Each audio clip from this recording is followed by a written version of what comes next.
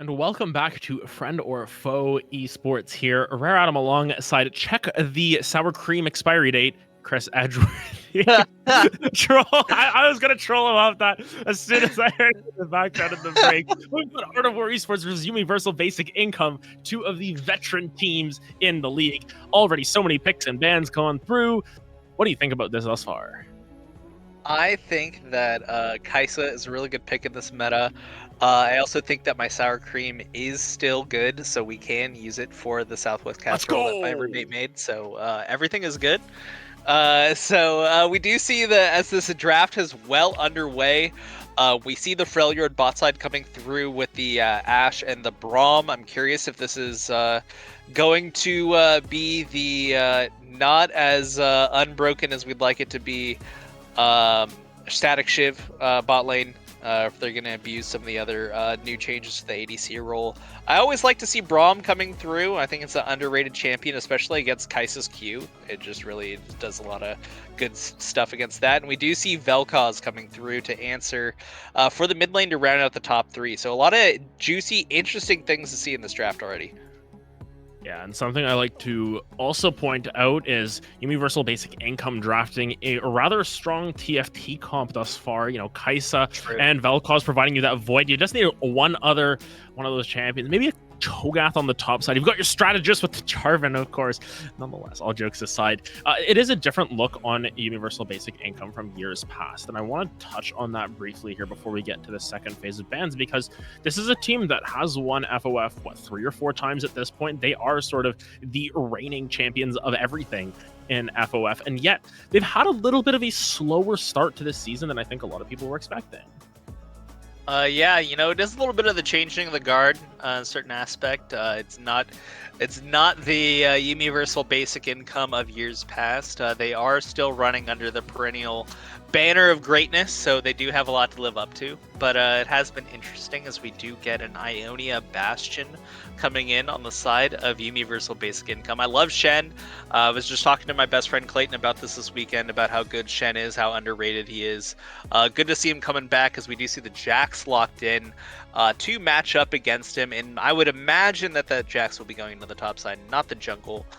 The good thing about the Shen and Jax matchup is you do have a little bit of a respite with the Spirit Refuge, but Jax, he can get out of hand very quickly if you watch out. That lamppost can crack your skull, and we do see Corki coming through to round out Art of War Esports. Yeah, the Yep Cork comes through for a mid who is back in the mid lane from last season, where they were playing a lot of ADC, and I had the pleasure of playing against this team in the finals. Of course, preventing Ariri from winning his so coveted championship that he's still waiting on for now. But the looks of it, and on the bottom side of the map there, looking at that Annie as an option. I'm curious as to where everything is going to pan out, because of course Civilog and Zenzen, both of them sort of native mid laners in a sense. Ultravox a native AD carry as well, so this Universal Basic Income has a couple of role swaps that have made things a little bit more interesting, potentially leading to some growing pains in the first couple of weeks. But of course, as is expected, they may just come around when the time comes. But both of these teams, as you mentioned, very well versed teams in this league. Of course, Universal Basic Income, a history of success. Art of War Esports, a history of almost success. We'll find out who will end up being more successful on the Rift, because I believe we are getting into game shortly here. I am incredibly excited to see these two titans clash here as we hop onto the Rift. One thing that strikes me as we get the confirmation that there is going to be the Vel'Koz bot and the Annie mid. Of course, Annie has been much more of the mid lane flavor of the month as of recently, but Vel'Koz more often than not seen in the mid lane, often a counter to some of these long range artillery mages, because he can still get at him from long range himself. But the thing that strikes me about these two compositions, very heavy on the magic damage, even from the likes of the 80 carries, as we see the 5-man goon squad rounding up for Art of War Esports in the bot lane. You know, you do have the Kaisa is that hybrid champion, and then Corki, of course, in the mid lane. A lot of magic damage from the auto attacks, as well as the empowered magic damage from Jax's empowered auto attacks. So there's a lot of magic damage to be going around. I expect to see a lot of Mercury treads to be seen in this game. That's what is expected, I think, for even both of these teams in a sense. You know, there's lots of crowd control on the one side. You mentioned lots of magic damage coming through from YUBI, but I look at that Maokai, I look at the Ashe, I look at the Braum. You want to be able to survive that crowd control and be able to get out of dodge. So specifically for Ultravox Utility Monster, those are going to be some of those core items you want to be picking up very early on, even before your first item. But Zanzan already taking decent chunk of damage. Music Boy and Ariri, as you mentioned, that Freljordian bot lane is going to be really annoying to deal with for Zenzen if he gets too close. But Counter-Strike action for Trolls You ends up winning out on that trade against Ultravox. Thus far, Art of War Esports playing out these lanes quite well after about 40 seconds of laning. Respect for the Freljord versus Void matchup in the bot lane. Very on theme. We like to see that. Trolls You just running down Ultravox on the top side. This does bring me to one thing, is looking at Ultravox is obviously going to be building into that tank matchup, but my eyes are actually on what Utility Monster is going to feel his role is going to be in this team. Because Jarvan, there's always the option to go into that more aggressive AD Jarvan. But given how squishy the rest of their team is, I would imagine he's going to build more into that off-tank, that more bruiser status. I'm curious to see if he does feel like he needs to fulfill that AD role, given how magic damage-centric their comp is, and let Shen take the brunt of the tanking, as Shen is down 8 CS already. Oh man, and Navi's in trouble though, exhausted and rooted up by Crims. The flash already expended. Universal Basic Income will be making a donation to the foundation of Art of War Esports. That's going to be first blood given over to Music Boy. And Krem's just making it look easy. Waddles in, gets the root, waddles out. Maokai waddling is just...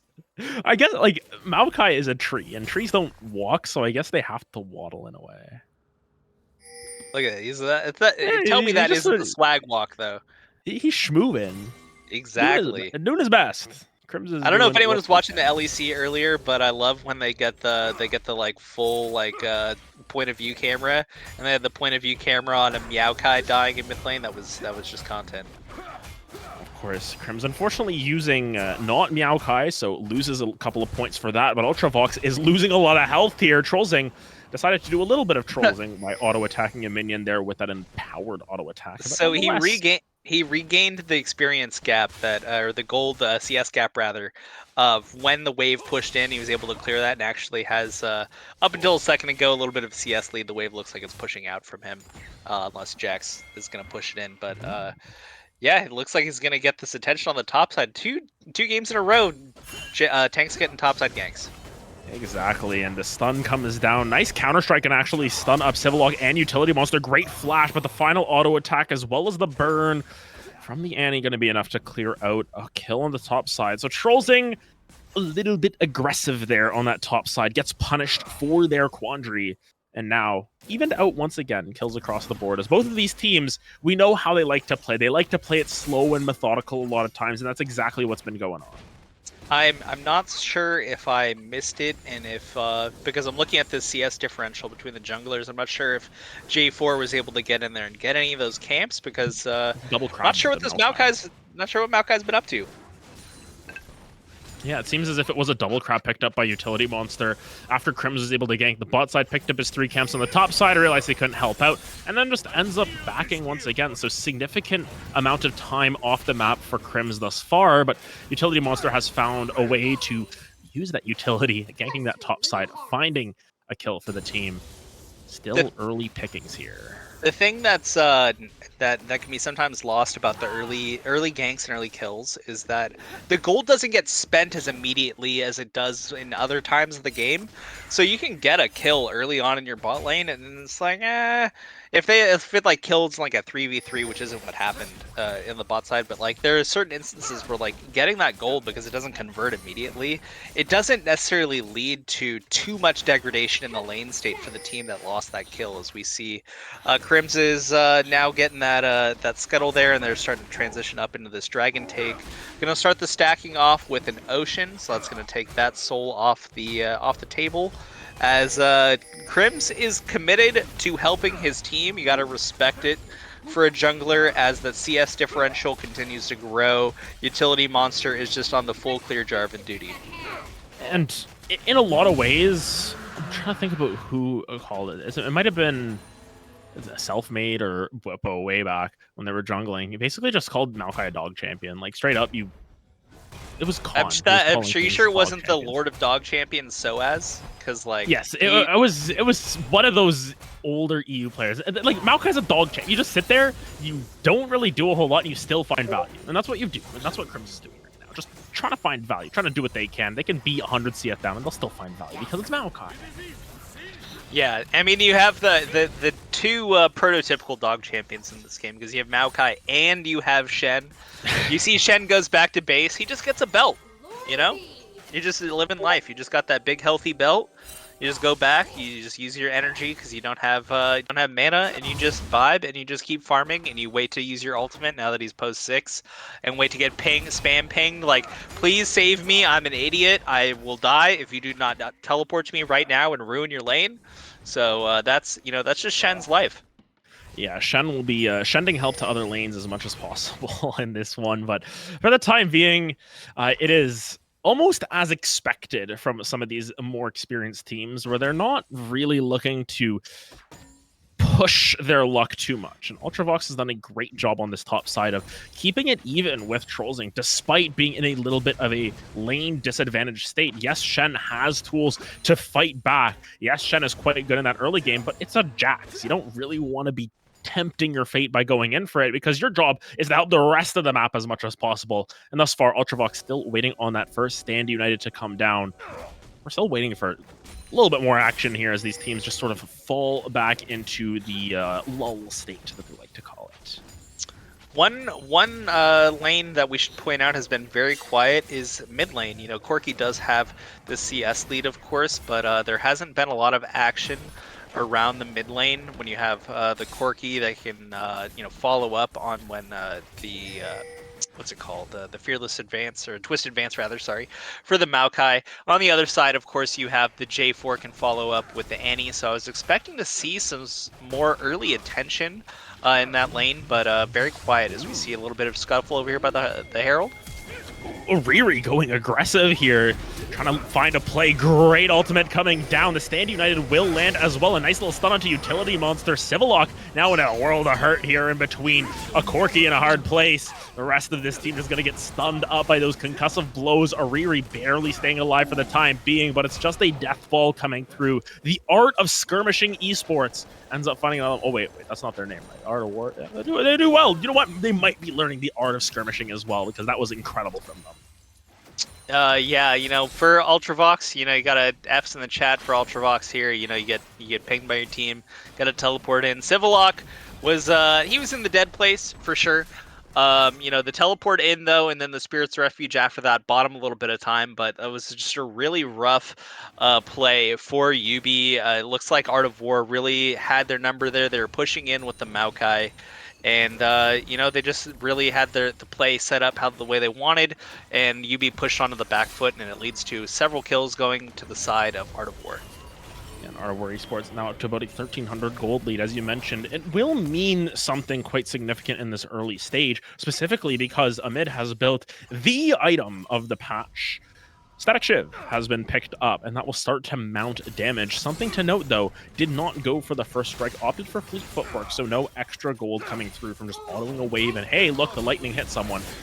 And at the same time, are we going to see the Night Harvester come down? That's something that we've seen develop in the last little bit. Static Shiv Night Harvester, Zeri specifically, it works on Corki, it works on Kennen. There's a lot of champions that normally wouldn't be building this item in iterations past that have now picked it up due to its synergy with different items as well. So I am curious to see what Amid goes for, if they are going to get spicy with it, or if they're going to keep it nice and simple.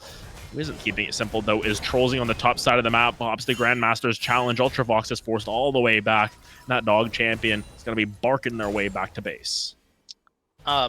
Stepping back to the Corki, of course, because you point out the fleet footwork. Corki has several keystones that can work well in different circumstances, but of course, the one thing to point out about the current iteration of, or the current patch up until Wednesday, folks, so print your ELO while you can, is that, and I actually don't necessarily know if this interaction is getting patched out. I know that they are going to be nerfing Static Shiv, but for your energized attacks, the calculation for the energized attacks for how quickly it refreshes the energized does scale with the number of units that you travel with dashes. So one thing to point out about Corki is that they can, charge a little bit of the energize with their Valkyrie, or if they use the package.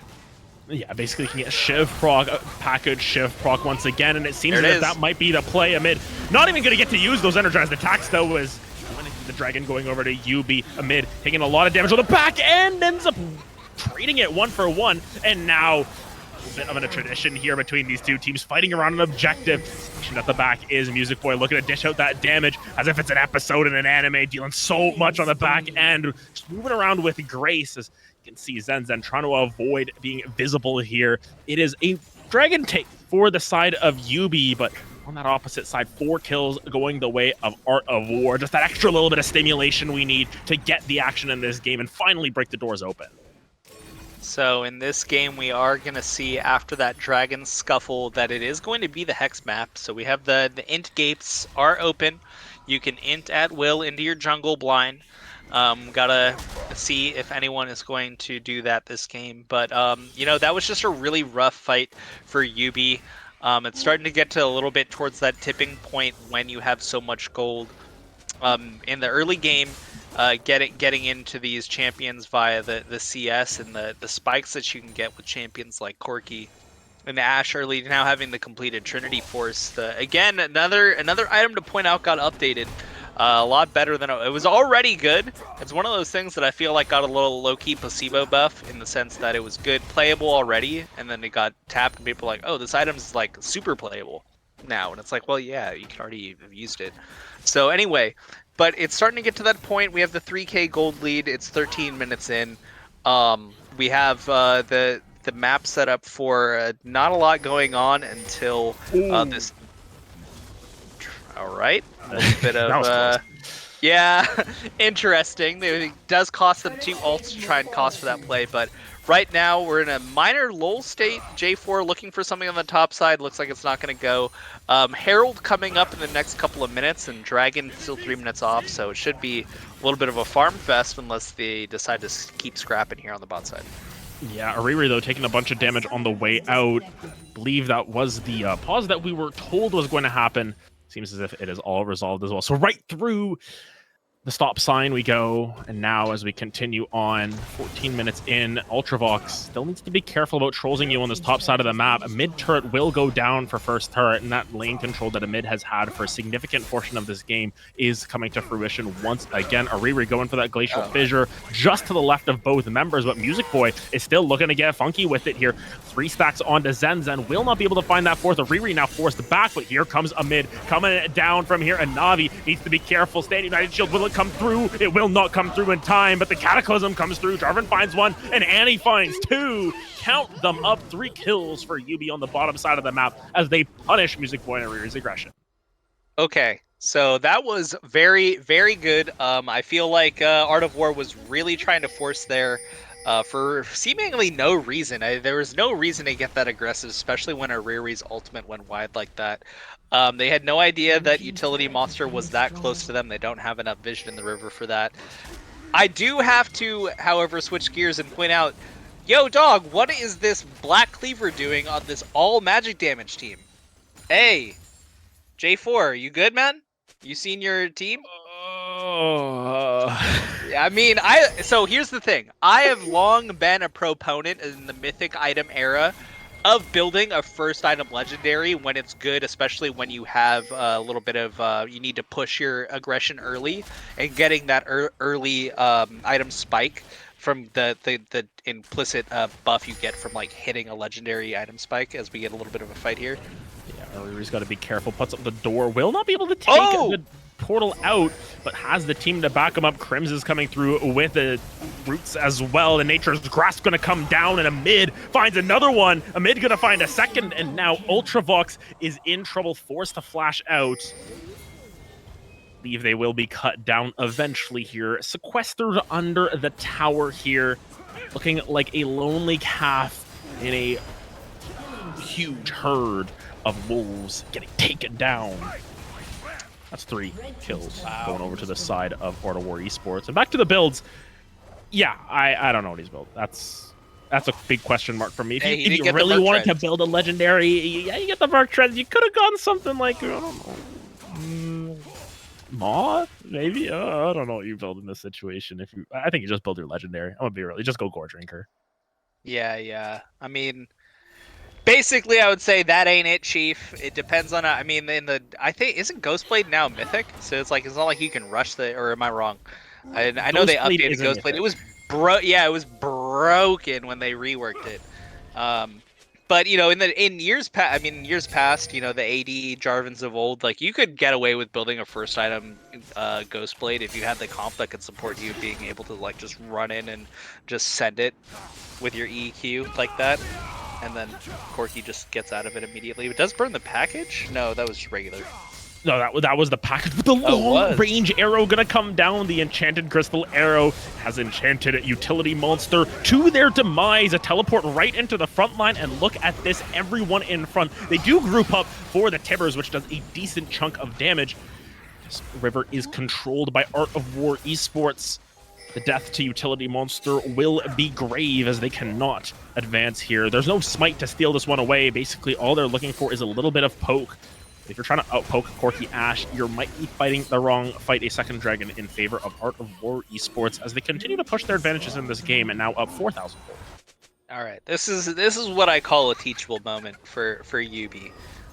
Folks, if you're in this situation where your jungler just gets blasted before the actual fight, there's literally no reason to just I'd say 99 times out of 100 there's no reason to just chill and watch them take the dragon. Just start your reset. You got to get back out on the map anyway.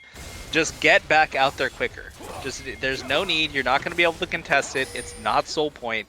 Just let them have it. You know, if J4 was alive and you guys wanted to send it, that's different. But that wasn't what was happening there. And I do want to point out Art of War investing into this vision game heavily. Just looking at the bot side of the map, you can see not only do they have some regular wards down, they got 2 pinks in the pit. They wanted to make sure that they secure that. And yeah, I just really have to highlight that. We look at the gold. The gold lead in mid is a little bit of a mid diff there in the gold gap there. We have 1,000 gold still in the pocket, but still overall a little about 2,500 as we see a Riri. Oh man, utility monster even gonna flash over, gets immediately exhausted. Riri just gonna bait it out perfectly. Utility monster getting a little bit too scary on that one. Ends up getting scared back by the true monster who is Amid, and now Amid is just tossing down these rockets, doing so much damage. Flying on Earth there. 2 items on Amid. As you mentioned, it's a mid diff, a mid diff. It's a mid diff, a mid diff. I like it. Something like that. There's some. So would you want to? Oh, never mind. Oh, yeah. How dare I try and talk? Make a point. Now, the one thing I want to point out is this is something we were looking at early in the game, is that J4 was just on the farming express, trying to get to that first item. But you know, the trade-off for that was Crims was definitely playing for the team, as we pointed out. He was very active in his lanes. He was willing to sacrifice CS so that he could put his lanes in better positions. And it is truly paid off so far in this Art of War Esports game. J4, for Not to. I'm not trying to like flame him hella hard, but I just want to point out, like that is the trade-off. You try and get this gold, so you get that first item, so you can get those impactful fights. I don't think the Black Cleaver was the play on this one, and now you're in a position where you're looking at a 7K gold deficit at 20 minutes, and it's a lot harder to get up from there when you're the 80 Jarvan. Yeah, I would say that in this situation, I wish that we had a different Corki skin, specifically Corki, because then we could say that this mid lane has been rough for Silverlock. Oh my! That one was bad. That was. I apologize to everyone who had to hear that. Nonetheless, Baron now up on the table. Art of War Esports just going to be sort of posturing around this for the time being. They know the advantage that they have. They know that YUBI are really forced back into their side of the map. And thus far, it's been a little disappointing to see just how these fights have turned out. We talked about how they have this ability, the Jarvan Annie combo. You just drop down the Cataclysm, you drop down the Tibbers, and that's how you start off your fights. It doesn't really matter if you don't have the damage to do so, as Utility Monster now in a little bit of trouble. I believe it is tanky enough to survive this, but look at this Life Form Disintegration Ray cutting through the middle of that team. Will not end up amounting to much. It is simply a mid teleporting in, getting back on the map a little bit earlier than maybe he was expecting, but nonetheless preventing the rest of that engage. Dude, Music Boy, he's got some really good ultimates in this game. Long range, he's got them elvish eyes. It's really good to see these ultimates coming through. They're just going to reset here, start to get ready. We do have the dragon coming up in a minute. Like I said, they've been very good about putting down very prudent vision. We look at where the Corki and the Jax are right now. They're getting the wave pushed in on bot side. They already have the wave. Got mostly in the middle of the wave right now. I'm going to guess that Ashe is going to give it a little bit of a love tap before they head over and start collecting the vision in the mid lane. So this is looking really good from Art of War Esports. They're just playing very smart around their mid game, taking the advantages they have, making sure that YUBI does not have a lot of options, or any safe options, I should say, beyond just straight up sending it. So Jarvan does have the Iron Spike Whip. Looks like that is going into... Does that go into Tiamat items now? Iron Spike Whip. That's probably going to be Gore Drinker. It's very likely Gore Drinker coming through from Utility Monster. Potentially the item we would have wanted to see first as opposed to the Black Cleaver, but hey, you get there in the end. Still has that 40 CS advantage over Crims, but I don't think Crims really cares. Crims has been doing their job. Once again, Dog Champs are just going to be chilling, doing their own thing. Amid has the package available as well if they so desire, if a fight is to break out. But it seems as if it is another Dragon give by the side of YUBI, lest Utility Monster is able to flag, drag, flash, Cataclysm all the way in and steal it away. It is not going to happen. As the arrow comes through, and Navi just to the right of the Kaisa. Yeah. One thing I want to point out about that dragon play too. Oh my goodness. Never mind. Amid is just going to go all the way in onto Zen's. Oh! Okay, Zen's removed. The Tentacle Monster is not allowed into this area. Silverlock as well, trying to just lurk and find an option for those stuns. Meanwhile, on the opposite side of that map, Utility Monster going to be taken down under tower. Ultravox is the next on the chopping block here. Oriri is going to be backing out, but actually, it seems as if Navi was able to turn that back around, find a couple of kills for themselves. Silverlock still has that stun available. It is all down to Crimson and Oriri. There's no damage left, and YUBI here is going to be able to turn this one back around.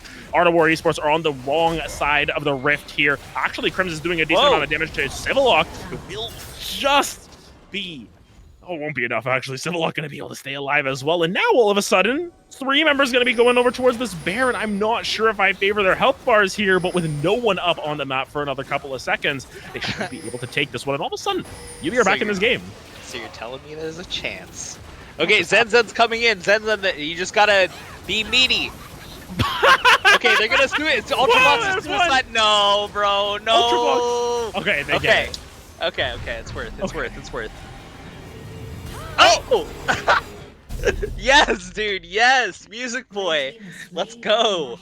This is excellent, bro. This is excellent. I thought this game was looking a little sad for a minute. I thought YUBI was just getting clapped out.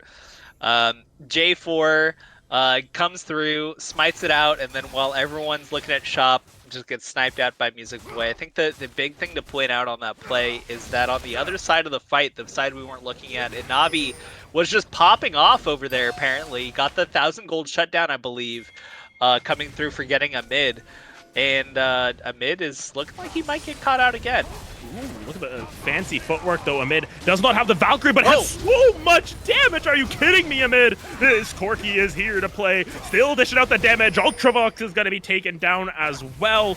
Couple more members picked up by the side of Art of War Esports. Long Range Arrow once again just going to be grazing the overalls of Annie as she hop, skips, and jumps away. Baron be damned, they say, as they continue this push on the top side of the map. It is simply a flesh wound to their gold economy as they continue to move forward. All right. Oh, okay. I was like, where is that coming from? We got Discord soundboard right there. That was awesome. Hell yeah. All right. Anyway, folks, we have Dragon coming up in 2 minutes. It looks like Art of War Esports is just gonna push in on the top side now that they got a little bit of pushback here. Oh no.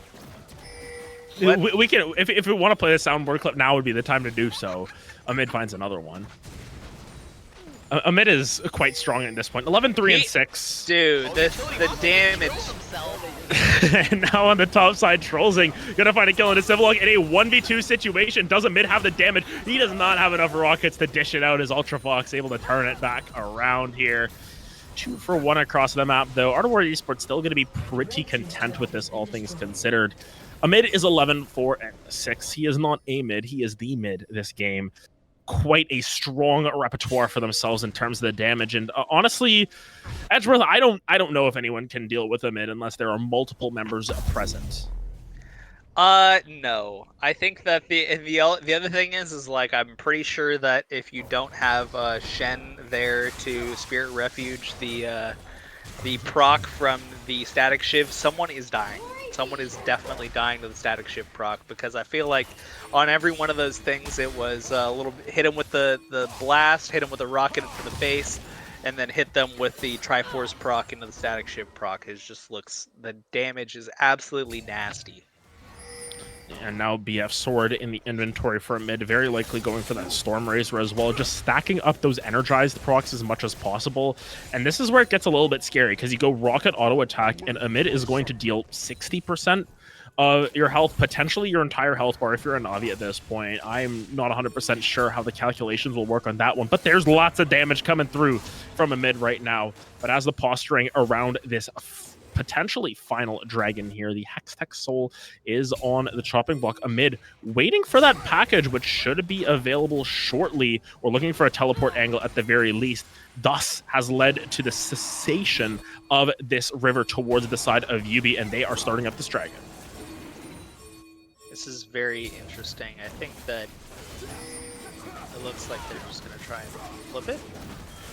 They might be able to. Oh, it's going to be picked up by Utility Monster. Amid wasn't there the entire time. Didn't have the timer on their package for whatever reason, or at least was potentially waiting to find a teleport angle. Doesn't even have the teleport available, so never mind. Actually, here comes Amid with the package on the back end of this fight. It's going the way of YUBI thus far, but you got to be careful. Oh, Amid in the back. Oh! Look at the damage coming down. There's 2. There's so many picked up here. They turn the fight. They burn down the side of YUBI, and it ends up being a 4 for the fight. Still goes the way of YUBI somehow, some way. Just a little bit too late coming through from a mid, as that package was massive, but it just wasn't enough. This game is delivering in every way. I thought this game was wrapped up, but YUBI is here to fight. They're here to play. The gold difference is now tightened up to just about 5K. Wow, I actually thought Art of War was going to take the conservative play on there, and they realized that their package timing was not good. They're just going to let them get it. They're going to have the package set up for this Baron that's coming up in just over a minute. But honestly, they sent it. They just decided, let's go in, let's just see what's up. And, you know, and it turns out that YUBI was able to turn this fight back.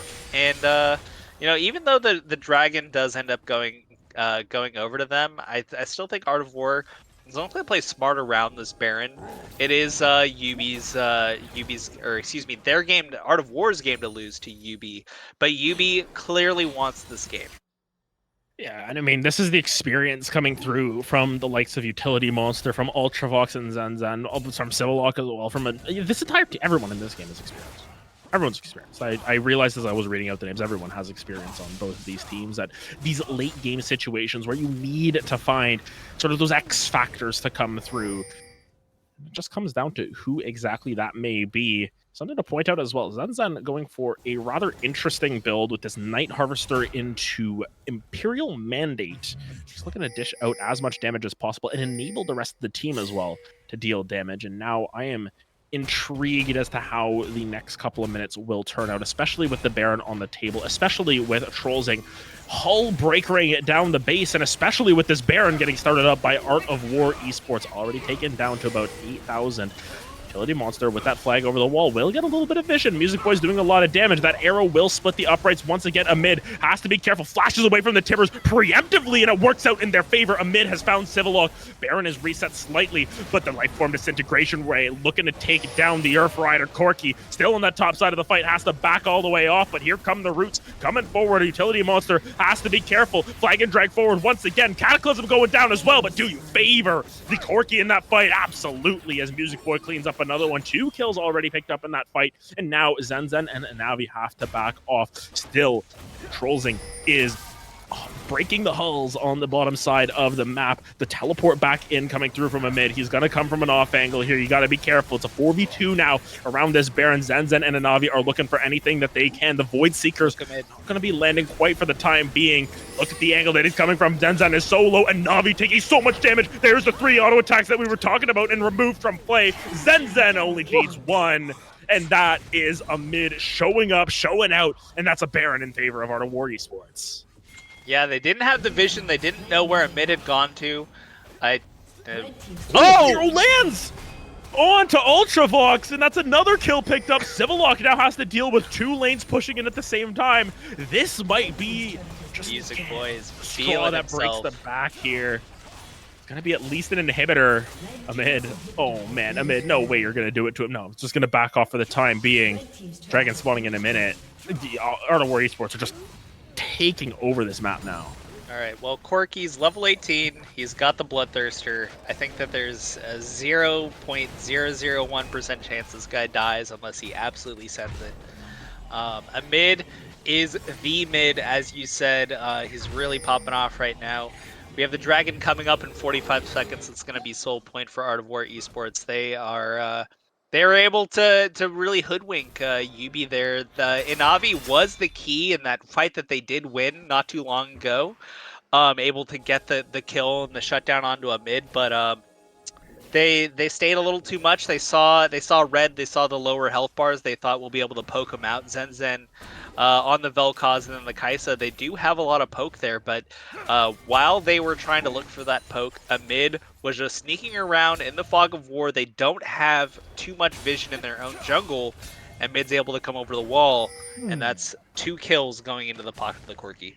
And the challenge about fighting into a Maokai as well, Crims, who has done a great job on this tree, is look at how annoying they are. They're just throwing down these saplings. They have so much control everywhere. It's as if you have like 4 extra wards every time because you throw out these saplings. They do that itty little bit of damage, but they slow you up. They make it so annoying to get into this river area. Now, in the 4v4 situation, both top laners just stuck on that top side of the map. Look at the damage that Amid does. This is ridiculous stuff coming through from the Corki. Dragon already down to 4k. Utility Monster trying to get in that front line. Goes all the way in. Lifeform Disintegration Ray gonna land onto the Corki. It's gonna be picked up by Utility Monster, but it's turned around with a kill right away. Amid now needs to try and stay alive. Will be taken down. Huge shutdown going over to Zenzen, but the arrow will land onto Inavi. Does not have enough cleanses to get out of there. And Art of War Esports have found the fight that they need. They find the angle. Ultravox unable to stand united with this team. A 4-for-1 fight around the Dragon. Who needs soul when you get the Nexus? Art of War Esports going to be taking this one in 34 minutes. Meanwhile, Jax, baby. Just so happens they're going to push in, get this Nexus. Art of War Esports minus a little bit of a hiccup around their Baron play here. An overall very decisive showing. Sure, they're abusing the static shiv Corki a little bit, but still it was an exceptional showing from a mid. Good use of space, minus that little bit of a miscommunication about the package timing. Really excellent Corki game to see there, as Art of War is going to rack up another win. They will clean another one up for themselves, and now we look towards what this implies on the standings, Art of War Esports now at 2-1, going to be moving up into what I would assume is provisional third place for the time being. Still waiting on the results of some other games to come through. They're going to be looking to try and contend with some of those teams at the top. This is a team, as we mentioned, hasn't had that champion quite yet, but they've always been oh so close to doing so. Meanwhile, for YUBI, they've still got some work to do, potentially tomorrow, potentially in weeks past, because it just felt as if they never had control over this game, Edgeworth. One thing that I don't think we touched on in this game was shouts out to Fang saying in the chat it's a Riri season. Ariri on the Braum, a champion, again, I highlighted in draft, not seen enough. But 25 kill participation out of the 34, second highest on his team for overall kill participation. Really excellent showing from the support. Yeah, great stuff coming through from Ariri. Great stuff overall. We will await the interview with them, followed by a game number 3 later on as well. So don't go anywhere. We're just going to head to a short break while we set that up. We'll be right back.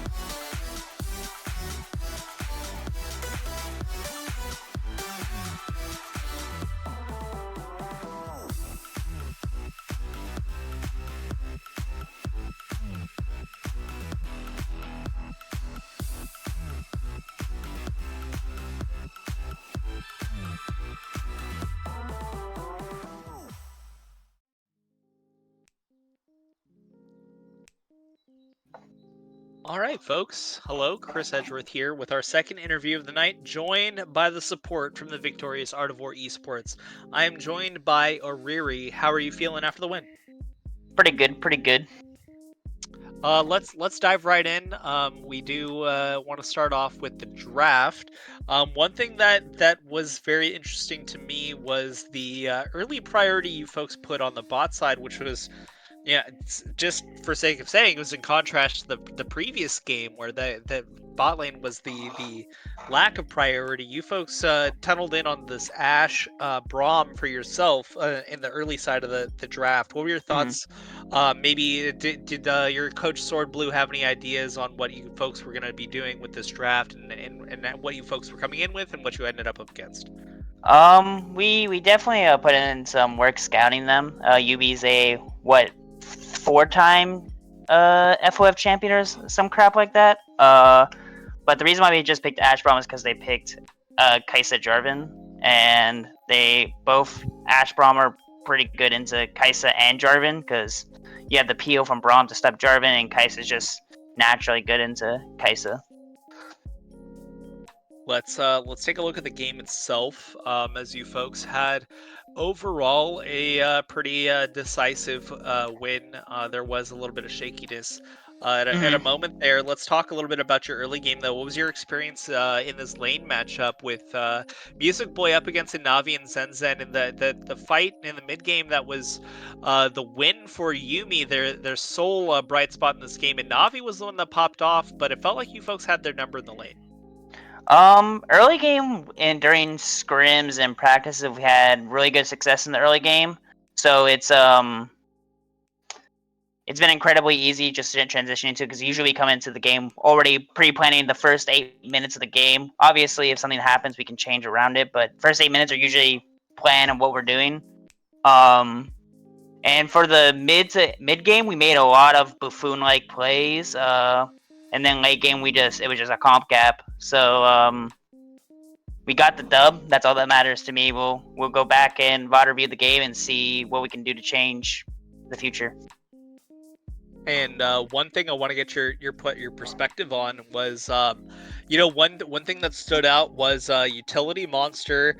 A little questionable plays here at times, but Crims I felt was like very consummate in his attention to the team. Gave up early CS so that he could be active in the lanes, and in the end, I felt like Crims was much more able in his ability to support the team. What were your thoughts through this game on how the jungle matchup played out? The jungle matchup, utility monster is just bad. Getting carried by the best support in history, Brian Sang, and the goddess of gamers, Jeff, made it really easy for him, and he basically was just put into a place and was just like, help your team and you'll be successful. And that was pretty much all he had to do, was peel for Jeff, and that was it. Yeah, well, And of course, just to get my my stabs in, kind of cringe when you're the only AD on the team and you build Blood Cleaver first item. Like I'm just really just gobsmacked. I'm not sure what that item is doing, but all right, for sure. So, with that being said, this was an exceptional win for Art of War Esports. It's going to move you folks to 2-1. Ariri, before we step away, do you have any final thoughts on how the season's going? Any shout outs, any banter for any upcoming matchups, anything you'd like to leave us with? All I have to say is the belt that Swordbull uses is made of alligator leather. That's all. All right. Well, folks, that's 2 games down. We have 3 more coming up. Don't go too far. We'll be back after a short break with game 3.